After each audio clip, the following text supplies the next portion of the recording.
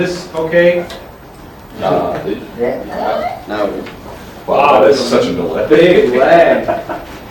Wow. See, that's why I stopped using it for thermal.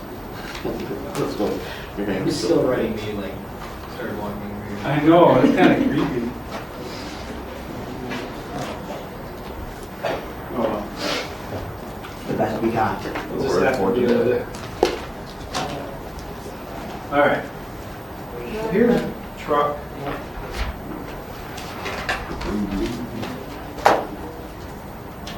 Is that a truck? It's a fancy truck.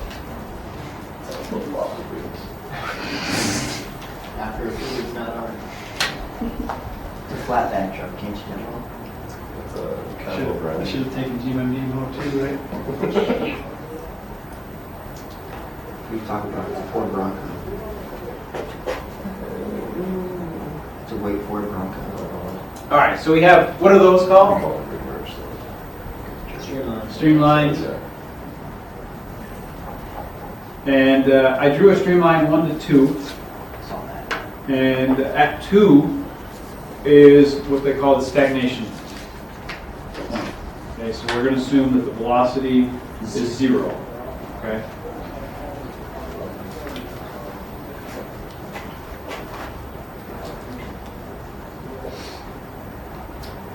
So we can look at the first law of thermo, and let's actually write this. First law of thermo for an open system.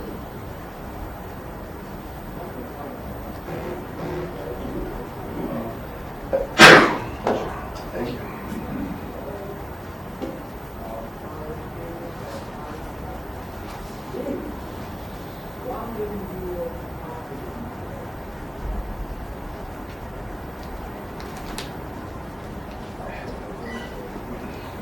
So many refreshing thermo.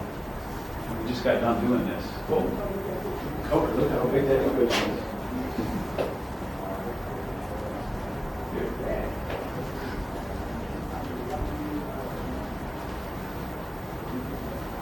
So we do, this is actually one of the most important equations actually that used to derive a lot of things, especially in shock waves too. Okay. If we assume steady state and our points are 1 to 2, what can we cancel? Q dot. Why? Because there's no change. We can assume there's no heat transfer. Right. Okay, through the boundary, if we kind of pick the boundary, sure. Okay, steady state means on the left, that's gone, right? Is there any mechanical work? No. Okay. What about the elevation? So what we end up getting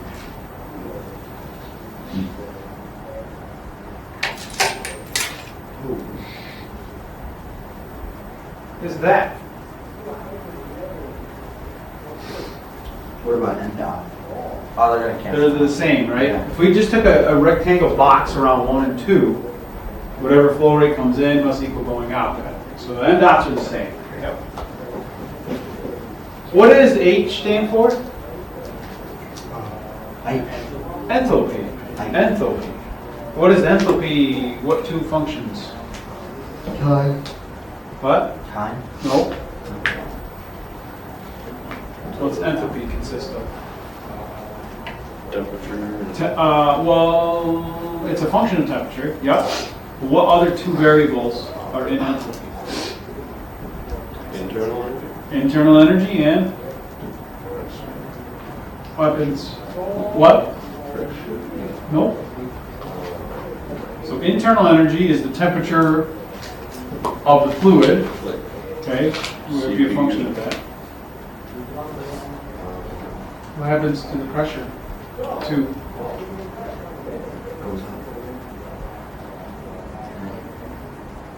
It goes up. So where is the pressure in that equation? In enthalpy. Okay. If I switched, I could write this as U plus P over rho plus V1 squared over 2 equals and these are subscription ones, right? U2 plus P2 over rho 2 plus V2 squared over 2. What's that almost look like? Bernoulli's, right?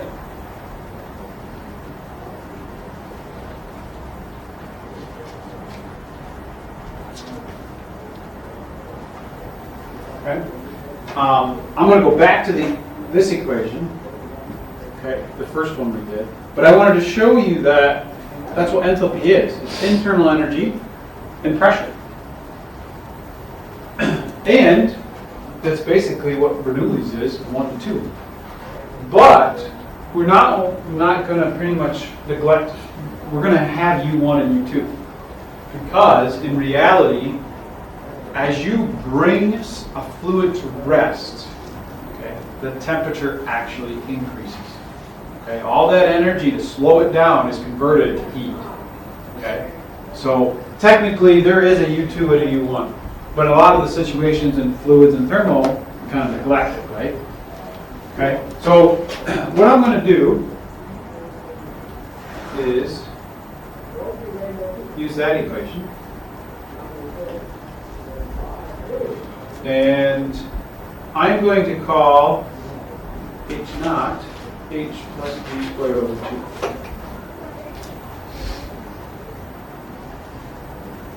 Where H naught is just some constant. You see how these two numbers added together equals these two numbers? So I can define basically H naught 1 and H naught 2. So H naught 1 equals H naught 2.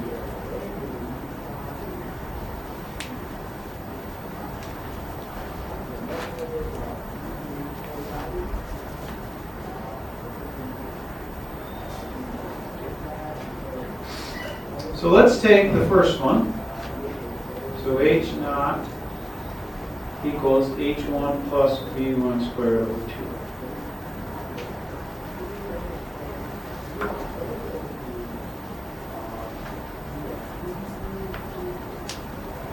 And there's other ways you can look at this, but I'm going to do it this way. What's another way to write enthalpy if you know you're an ideal gas? CV delta T. CP delta T. CP, well that's H difference, right? So I could write this as CP T naught equals CP T1 plus V1 squared over 2.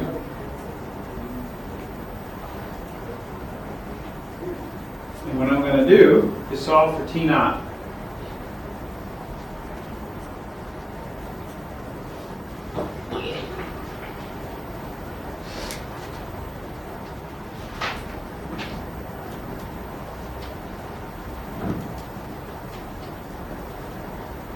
Guess what T naught is?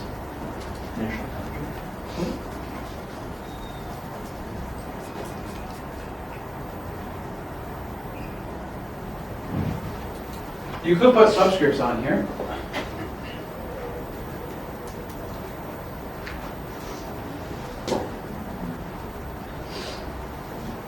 So if we know our upstream temperature or upstream velocity, we square it, we know our CP.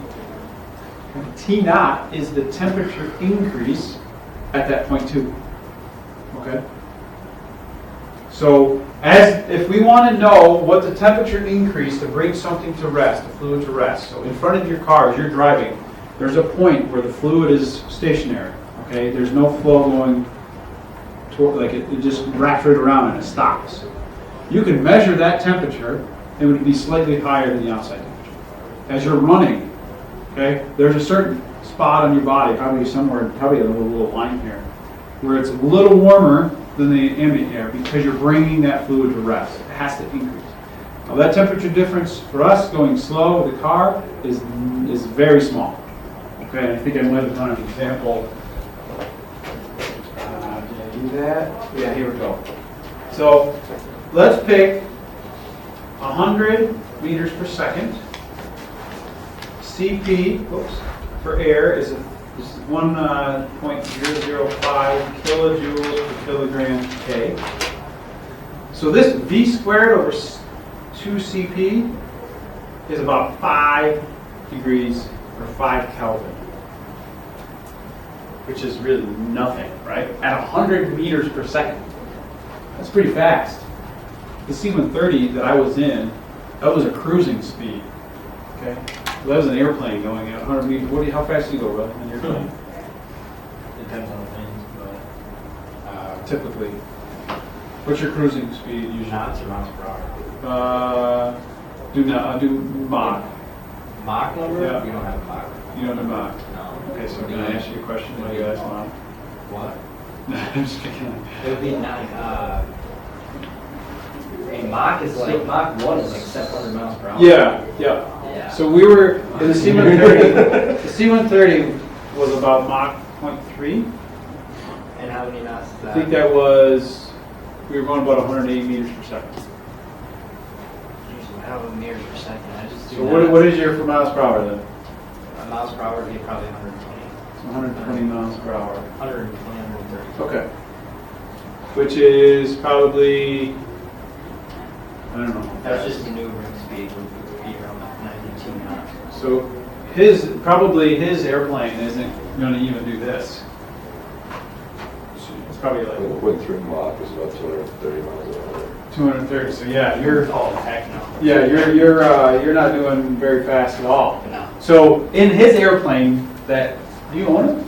I used to. Used to own it. Oh, okay. So you're doing Well, the about one he used to own, 0.156 Mach. I bet you it wouldn't even go up 1 Kelvin. Okay.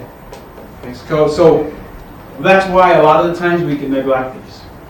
But if you're going over or close to Mach 1, that's going to be a significant number that you need to worry about. Okay.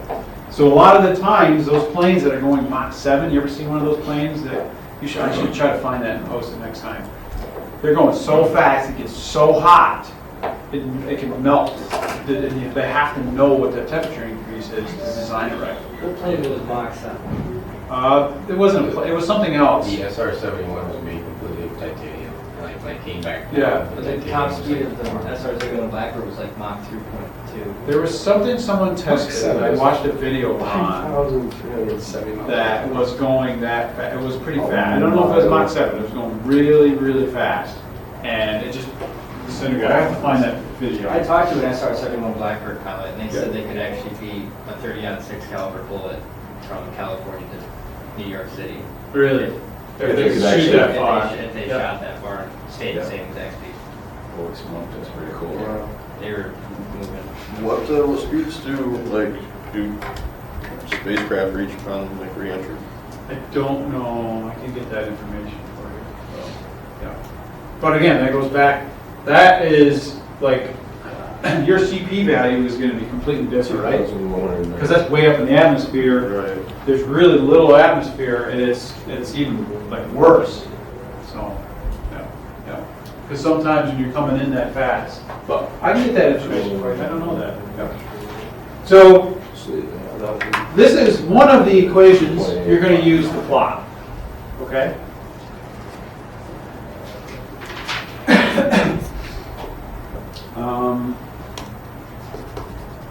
Actually, let me give you those.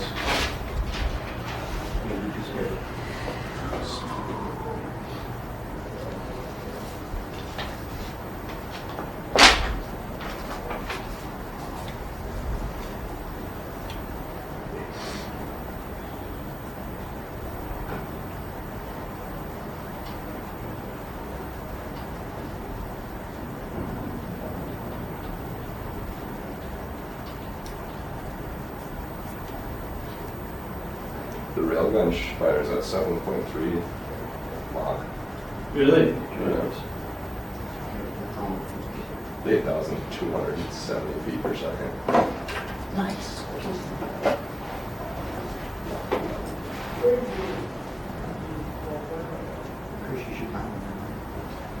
By a railgun? Now, I'm going to talk about where these come from in a minute. Is that road? Yes.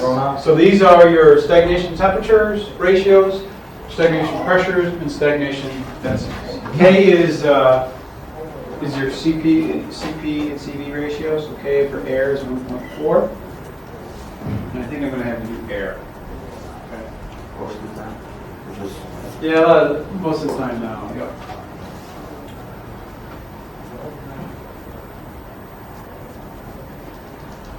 So these are in terms of Mach number, okay? So I believe one of the homework problems is this is what I want you to plot. You can just plot these ratios on one graph, okay? So your graph would look like this, and maybe just call this R, and you would have 3 lines with a legend here, okay? What's up? The ratio. Oh. So like each one of these is a ratio. Right, okay. Okay, and if you know this, I got you. make sure you do like different line, like not the colors, but do like a solid line, dotted line, dashed line, so you know the difference. Has anybody ever used a text command in MATLAB to write a text on a graph by a line? Okay. Back in MATLAB class. So look that up. So use the text command and actually get rid of the legend and put a text next to a line. So like say here's a line like this. You could put T naught over T right next to it. Actually you can use the G input command and click, and I can show you that, and when wherever you click, it'll post it right there. Okay? So I can show you that next class. Remind me I can do that. It's pretty cool. So, where do these come from? Well, you first got to remember what isentropic flow is. Excuse me. Uh-huh. Thermal students have not covered that if you're in the thermal now. We're actually going to cover it in the next 2 classes. Thermal students that have had me probably forgot, No. right? Say isentropic? Isentropic. That's Yep, right. isentropic. I mean, I remember the word. Uh-huh. What does isentropic mean?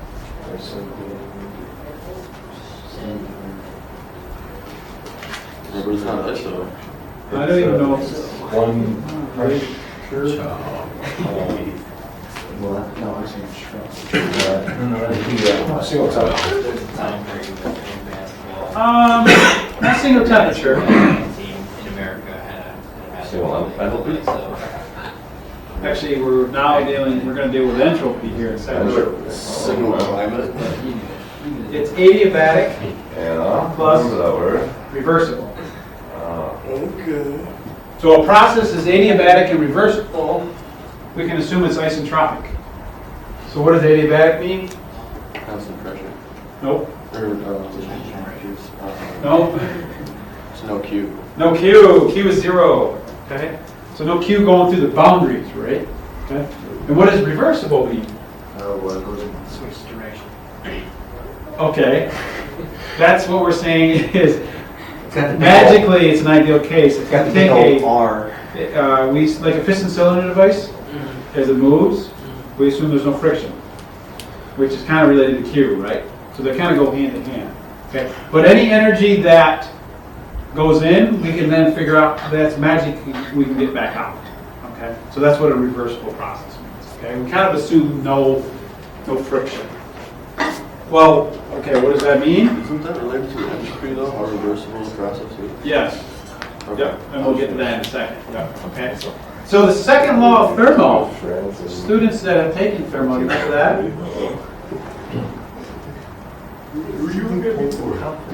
Turns out he was a snake pitchman for like security. Security insurance. I'm like, what? It's only like yesterday. Okay. Oh, yeah. We have not covered this in the thermo students that have taken it now. But the second law of thermo tells us what? D is equals Q of T. Plus That's Jen. S gen. But it also tells us the direction of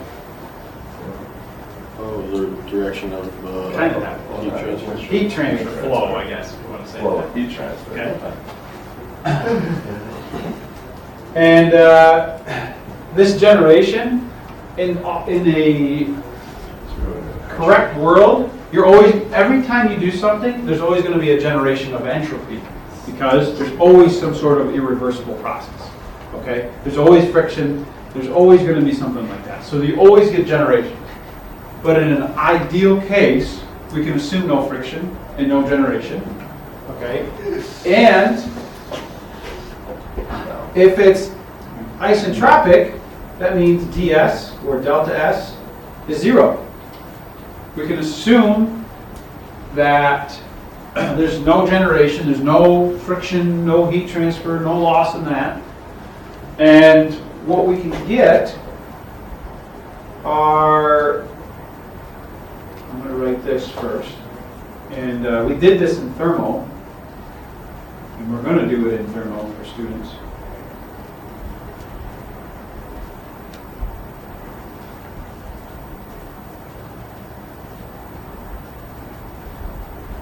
We can get equations that relate temperature, pressure, temperature, density, and that's where the equations above come from.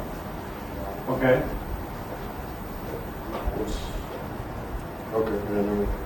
Okay. So delta S is 0. Delta S, that's why I put the 0 here, and then it equals all that. And you can rearrange this equation to get relations between temperatures and pressures, and going from like these equations to the ones above are again a long derivation that I didn't want to show you.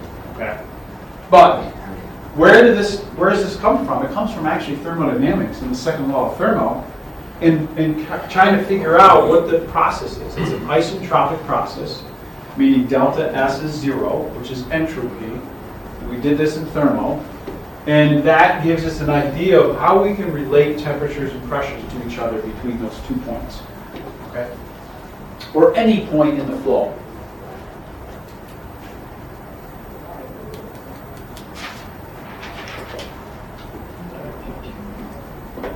Okay. Questions so far? So we have actually, if you think about it, really a lot of this stuff comes from the second law of thermal or first law of thermal, looking at energy, because anytime you want to find temperature, you have to use first law of thermal or the second law of thermal. So thermodynamics energy equation is temperature. Okay. How would you find velocity or forces? What equations would you have to use? What do you think? First one. What's that again? First law. So. No, that's temperature, energies. But if you want to find velocities of fluids or forces, well, still with pressure and velocities. Yes and no. Yep. Where does the second law tell us of Newton's second law? Those are forces. So remember using the continuity equation in the momentum equation and the homework you handed in? Okay, we're going to eventually use those, well, along with the energy equation. Okay. All right. A couple other things. Let's first look at subsonic flow. The Mach number is less than 1.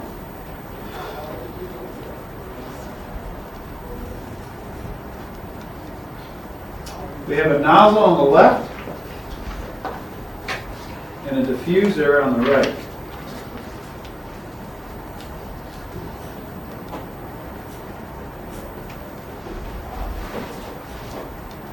P, T, V, rho. P, T, V, rho.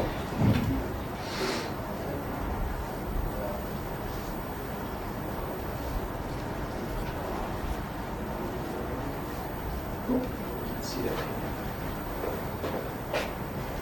So what happens to velocity in a nozzle? It goes left to right. Increase. Increases. Okay, I'm going to put an arrow up.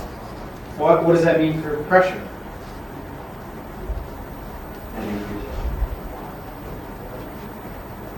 Based on Bernoulli's, you increase pressure, or increase velocity, what happens to pressure?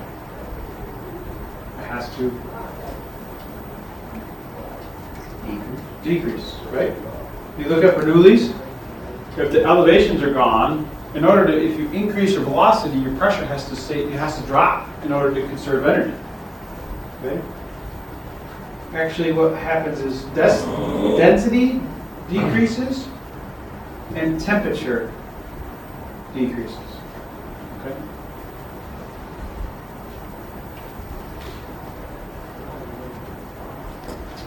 And for a diffuser, the pressure increases because velocity decreases, and your temperature increases, and your density decreases.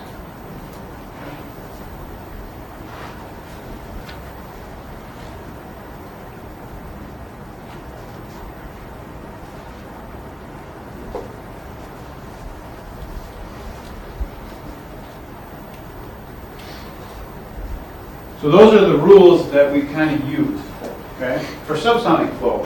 And you can check all those if you really wanted to figure out all that and how that works, okay? However, for supersonic flow, they actually flip, all right?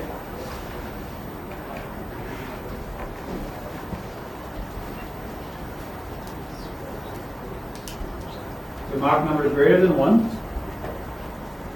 Here's a nozzle, here's a diffuser.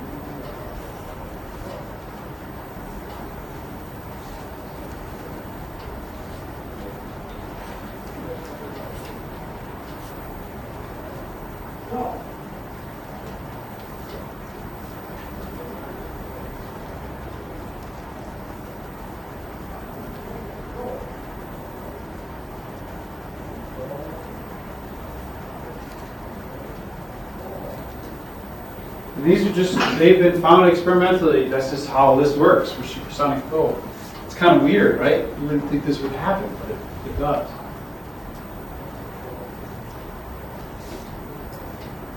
And I wanted to do some research last night, but I forgot. I want to know exactly why that happens, right? Because you think, okay, it happens, that's good. But then the next step is, why does it happen? Okay, and I need to look at that some more, so I want to tell you what the next after break. So, in a supersonic flow, this is a diffuser, right? What happens to the velocity? It increases, okay? That's why you have rocket engines shaped like that. They converge to a nozzle and then they open up, because it's the only way you can get high speeds coming up, only physical way. Fighter jets actually, when they hit their afterburners, their exhaust Opens up. Yep. Yep. It's weird. Okay? But you kind of know now, this is fundamentally why it happens, is because you have to increase the velocity. What do you think is going to happen, though, if you start going too fast on this side? What happens when an airplane goes way too fast, over the speed of sound? So Mach number is greater than 1. What's created? Shock waves. So shock waves are a result when this Mach number is greater than 1 at some location. Okay, they just show up. Okay, so you have to watch out for shock waves. You actually have to design this shape in the length here so you can avoid the shock wave in here. So those rocket engines, they've designed it so the shock wave never actually appears in there. Okay, and really you have to do experiments to figure that out. If it would. Then after the shock wave, the speed drops radically back down to like subsonic flow. Okay, and we're going to show you what happens to shock wave, like The shock wave appears around the fuselage. Yes, but in this case, the flow's inside, so you're going to get a shock wave inside here. Yeah, because it's going over the speed of sound. You're eventually going to get one. Yeah. Yeah, I just kind of had like a same like conceptual question, like in the pictures you showed us with the arrowhead. Yeah. You could see, that it had an object that the air was moving across, so it's just hard to see where the shock wave would occur inside. It would actually, I can draw it for you. Let me draw it like this.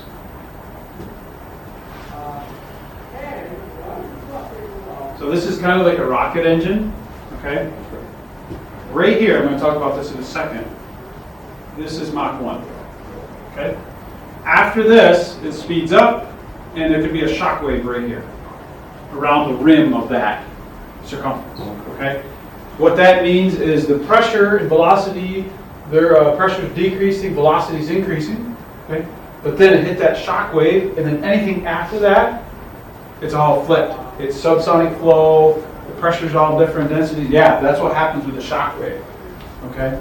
So in those pictures I showed you, there's supersonic flow ahead, and then after the shock, it's subsonic, okay? So, So is that what makes the sonic boom? That's when you break the sound. Well, yeah, that's when you break the sound barrier, yeah. But that's kind of like a pressure wave that pushes through, yeah, yeah. That's the aircraft breaking through the air, like. Yep. Basically, so the way things work is as I'm moving, the air above me in front sends a signal out at the speed of sound to say, okay, then it kind of receives that signal back at that same speed. So that's how air can actually move around us so fast, because it's moving at the speed of sound. Well, now if you're going faster than the speed of sound, it can't really figure out, because it's trying to go back at the speed of sound, but if you're moving faster than the speed of sound, it doesn't know what to do. That's why we get those shock waves, okay? It's because anything that you move, anything that you do, sends sound waves up to tell it what to do, and back. It receives it back at that speed. If you're moving faster than that, it has no idea what to do, and it creates that abrupt change in everything, which is a shock wave. Okay, that's where shock waves come from. They actually come from. Yeah. So what kind of result do you think would occur when we finally do break the light barrier? I have no idea. Big flash of light? I don't know if, Split the universe. I have no idea. I have no idea. Instantly going to a Instantly- sandstorm with your high Instantly, beams on. I don't know. I don't know. I don't know, good question. You would think I don't that you think wouldn't be I'll- able to see anything traveling at the Because you're speed moving of at the speed of light. light. Yeah. So you'd be like flying through a black hole, kind of. I don't think I can give you that answer in my entire lifetime.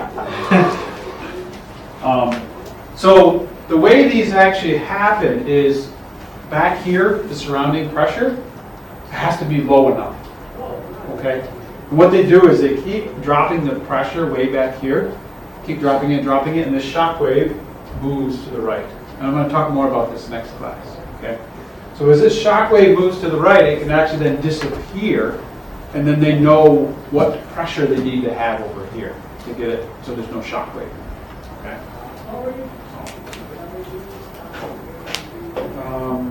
Okay, so where are we here now? Oh, okay. Oh, actually, that's a good transition. So, right here, the fastest that actually, let's draw a nozzle.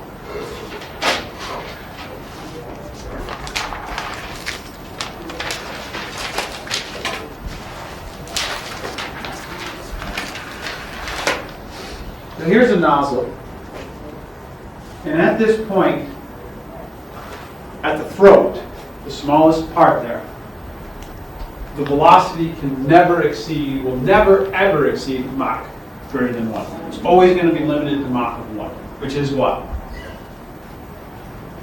Speed of sound, okay? So it kind of goes back to what I was talking about. If I start moving, this is all slower than the speed of sound up here, which sends a signal of, okay, I can go faster. But if this starts moving at the speed of sound and you're trying to get information back at the same speed, it doesn't do anything, it doesn't work. Okay, so that's why you're limited to the speed of sound of 1, or Mach number of 1. Okay. So this is actually pretty cool because they have orifices that you can purchase, and as long as you have a low enough back pressure, you can achieve this Mach of 1 or a certain flow rate. So if you want to control flow rates in a pipe, okay, which we had to get like 2 liters per minute through these pipes. We would buy an orifice that's big enough and make sure the back pressure was low enough. So we hooked that to the venturi of the aircraft, which we're definitely going to have a low back pressure. And we can then figure out, okay, that's the speed, we know the area, that's our volumetric flow rate going in. Okay, so that's one way you can control flow rates, is with these nozzles with a low enough pressure back here, so through the throat you can get a Mach number of 1. Okay? So this is a common thing that you'll always see with those. And I have a sketch here that I want to draw. So if we plotted Mach number versus back pressure, and we're going to call it PB.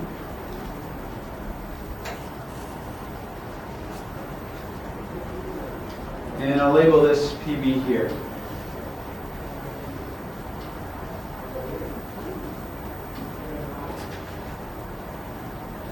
This curve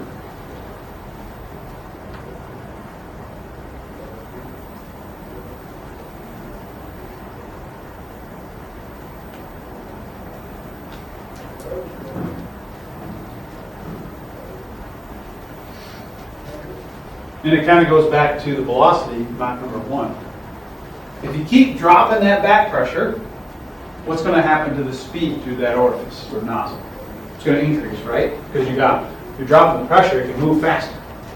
But because it can only reach Mach 1, it's going to reach a certain mass flow rate that's constant all the time. It's the same constant because what is mass flow rate? Rho AV. Okay? So Mach, if you know your temperature, you can figure out Mach number, and then you can figure out your mass flow rate. Okay? P star, so if you ever see P star, T star, or rho star, those are the pressures, temperatures, and density at which this is basically Mach of 1. Okay? So anytime you see that, and you can actually then figure out, there's equations, I didn't want you to do it, but you can figure out what that mass flow rate is for certain areas of the orifice that you got. Okay? So that's what I ended up doing. I said, okay, I needed 2 liters per minute was the volumetric flow rate. Okay? I knew that we were going to be 30,000 feet up in the air.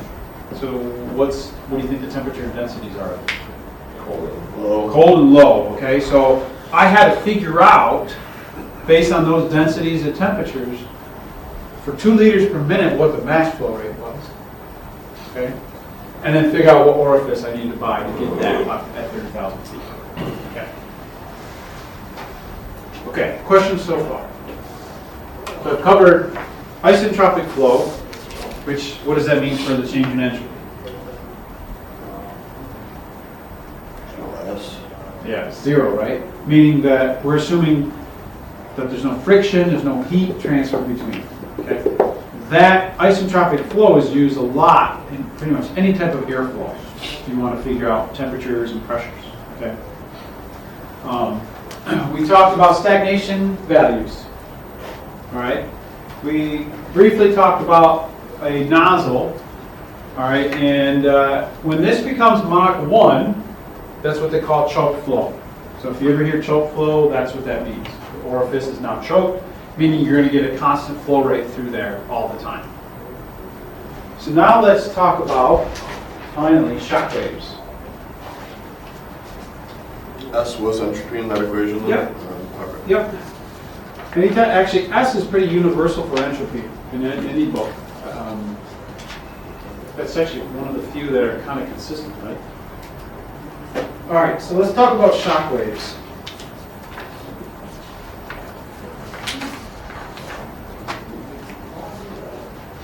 And let's talk about normal shock waves first.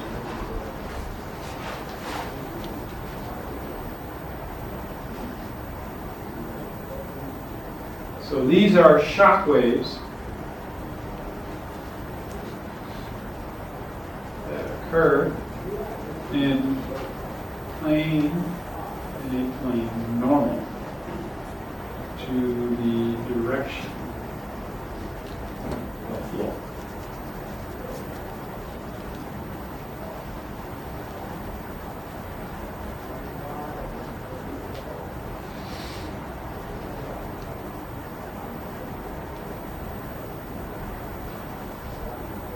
So that would be on the boosters that you drew.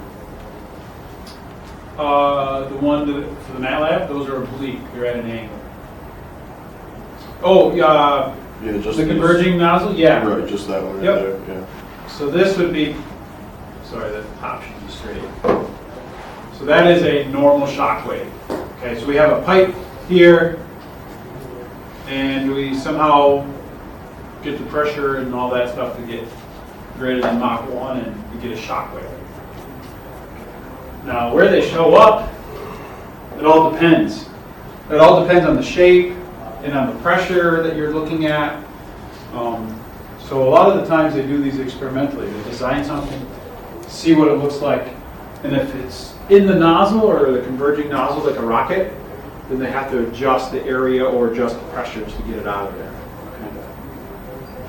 So if the flow is going this way, all right, we have V1, P1, rho 1, and we also have T1. And the Mach number on this section is greater than 1.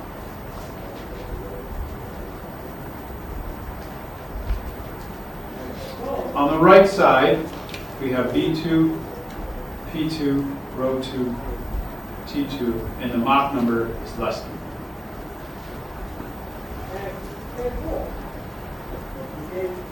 So shock waves are basically an abrupt change in pressure, temperature, density.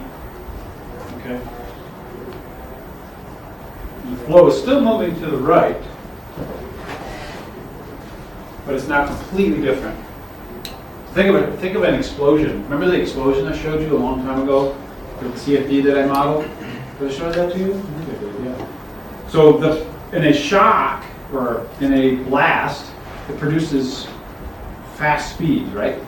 So the front wave of that expanding out, okay, initially is a shock wave.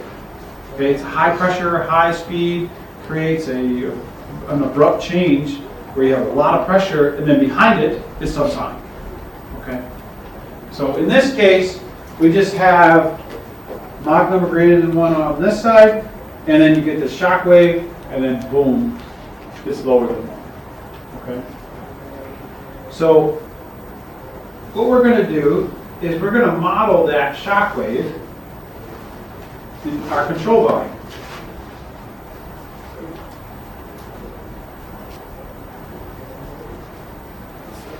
Do you think that process is isentropic anymore? No. We can't. So we can't assume the shock wave to be isentropic. So what we have to do is go back and use some equations that you've used before. Continuity.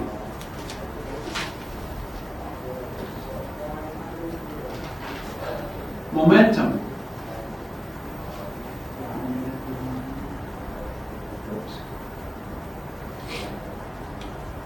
And then the energy. And I'm going to go through each one of these and show you how we can relate those. Okay? So for your purpose, we get shock waves when you go greater than Mach 1 somewhere. Okay? It all depends. It depends experimentally where it's going to be. All a shock wave is an abrupt change in pressure, temperature, velocity, density. So on one side of the shock, you have different values, and then on the other side, it changes. Okay? So how do we figure out those relationships? Well, we have to use the continuity, the momentum, and the energy. Okay? So let's first do the continuity equation.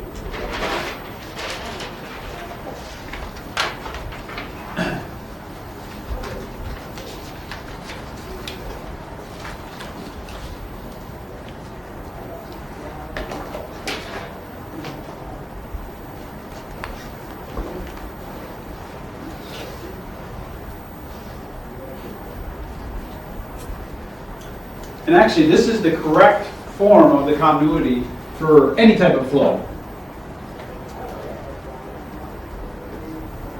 Anybody watch my videos on that continuity derivation that I posted? You should check those out, because it shows you where that actually comes from and how we do all that. Okay. Is that rho U or P? Where, the second one? Really good. No, the first one. It's ddx and then parentheses rho u. Yep. So the density's inside the parentheses. Yep, and those are partials. I was right, Thanks. Yep. So they're all densities, rho. And actually, this is mass flow rate, right? Continuity is conservation of mass. Whatever comes in must equal going out. What's the equation for mass flow rate? Rho AV. Well, if you think here, there's a rho and a V, but then the areas are kind of split up. They're because of the same. But watch that video to help. In our case, the shock wave. What direction are we assuming the flow is? X. X. And so therefore, those two are gone. So we end up actually with this. And what do we do to solve for rho u?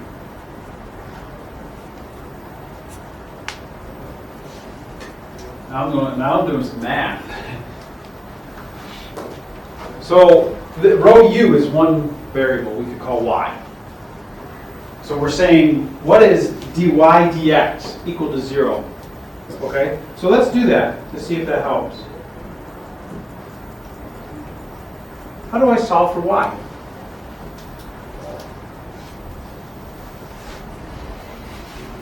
Separate variables and integrate. Yeah, we just integrate, right? Yep. If we integrate with respect to x, we just get rho u equals a constant. Right? Because when you integrate a derivative, you just get whatever's inside the parentheses, which is rho u. And if you integrate 0, it's a constant, right? Because if you take the derivative of this, the derivative of a constant is 0. Boom. So we just figured out that rho 1 u1 equals rho 2 u2.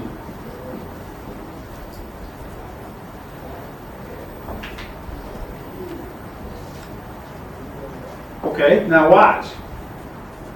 What is the, if you go back, what does conservation of mass say for our control volume, the dotted section? Mass in equals mass out. Yeah, so m dot 1 equals, M dot 2. and this is rho 1, a1, v1 equals rho 2, a2, v2. And what did I say the areas were? The same. The same. And I'll switch. We get the same thing. Or should, right? This is using conservation of mass in a simple form. And what is this doing? Same thing, but in a differential form. Okay? So this first one relates velocities upstream and downstream and densities. Okay, let's keep going. What do we have now? The momentum? And it's only the x direction. So d rho u dt plus u d rho u dx plus v d rho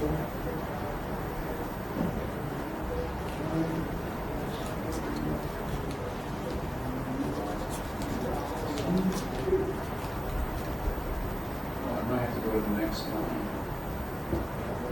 Equal.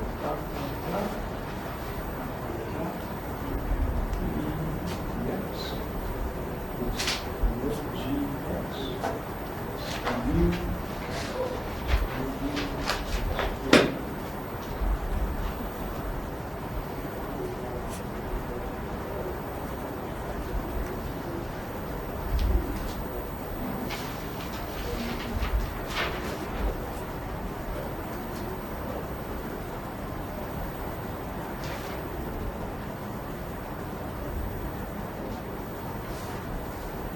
I might do this and then show you the alternative way and then end for today. Continue this next time.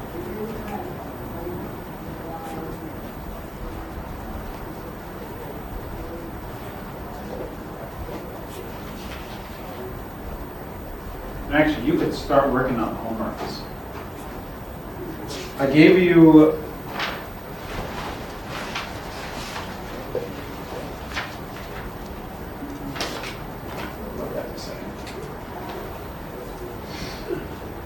remember that? Yeah. That's mu up front, for instance? Yes. Okay. Yep.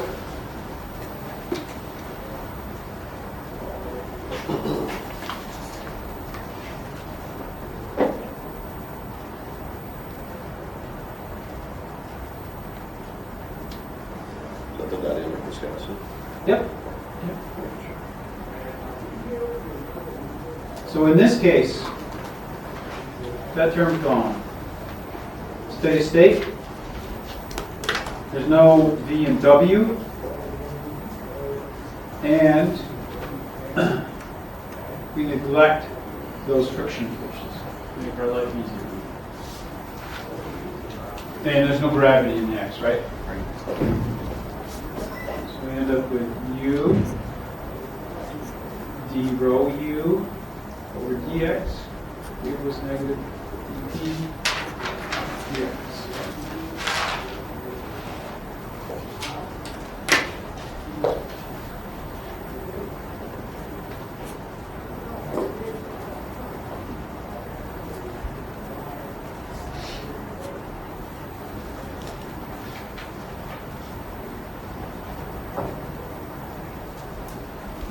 So we took the differential form of the momentum equation and we got down to this. Now what can we do? Well, we're going to integrate. We're in combined terms. Rho u and u plus p. Here off the bottom.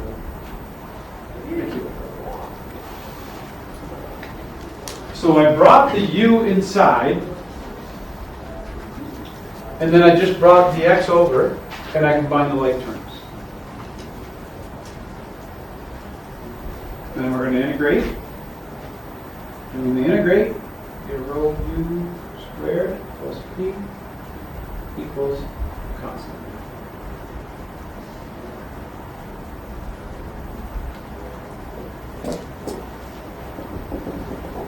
And we end up with, so rho 1, u1, u1, plus p1 equals rho 2, u2, u2. And there's a little bit more, I'm going to show you this.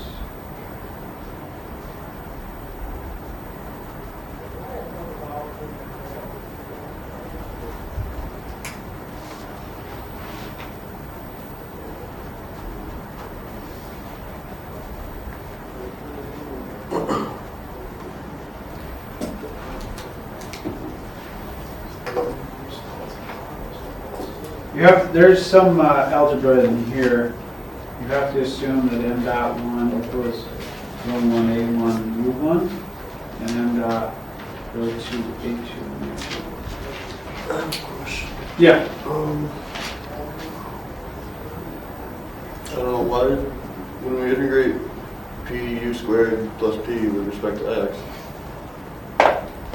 So we separate. That's d. Oh. Yeah, you're taking the integral or derivative. Sorry. So what does the momentum tell us? Relations with pressures and densities and speeds. Okay. I want to show you the alternative way of doing this differential way. Can I go to the next page? Okay. This will be the last thing, and then I'll stop. Let's look at the shock.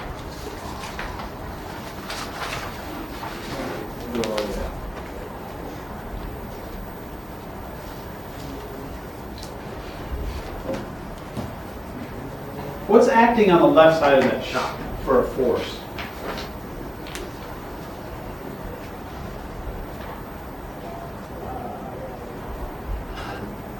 Just normal forces. What is it? Magic. No? What's, so you have, just before that shock, pressure. Just pressure. Just pressure. We'll call P1, A1. Okay, what about the other side of the shock? E2, A2. But then it acts this way, right? Okay.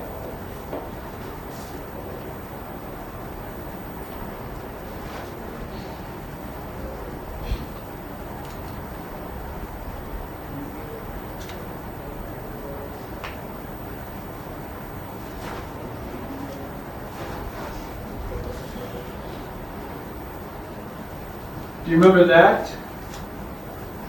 Newton's second law that we dealt with? Is that shock wave moving? No. So there's no acceleration term. And so what we have here is the forces. We have P1A1 minus P2A2.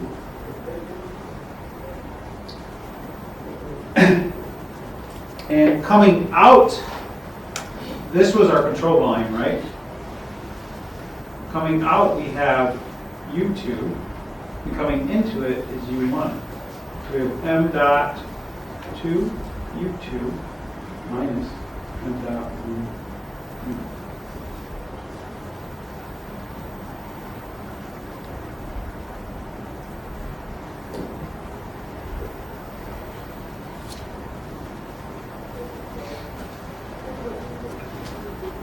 That's pretty cool, right? So it's an alternative way of doing the momentum equation instead of doing differential form. You could do what you've done before. What we can do now is the areas are the same, right? And what about the mass flows? They're the same. And when you plug that in, you end up getting the same exact equation that we had for differential. Isn't that supposed to be the same as last